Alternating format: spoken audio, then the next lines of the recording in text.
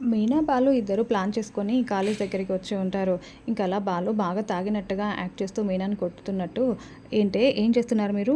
నేను తాగడానికి తెచ్చుకున్న మందు బాటిల్‌లో మీ అక్క చెల్లెలు ఇద్దరు కలిసి నా మీద గొడవ చేస్తే, నేను మీ తమ్ముడు బ్యాగ్‌లో బాటిల్ పెట్టాను.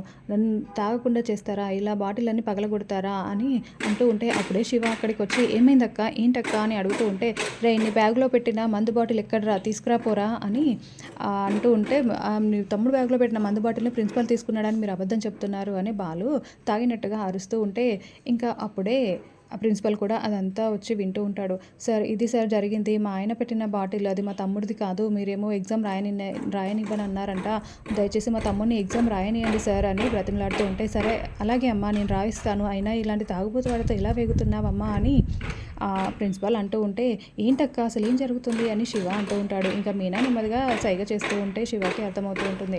మరోవైపు రే నీ నడువే నువ్వు పద నీ అంత చూస్తాను అని బాలు మీనాని కొడుతున్నట్టుగా యాక్ట్ చేస్తూ ఉంటే, ఇంకా ఎందుకలా కొడుతున్నావు అంటే, నన్ను ఎవరు ఆపలేరు అని బాలు రెచ్చిపోతూ విర్రవీగుతూ ఉంటాడు. అప్పుడే పోలీస్ వాళ్ళు వచ్చి ఉంటారు.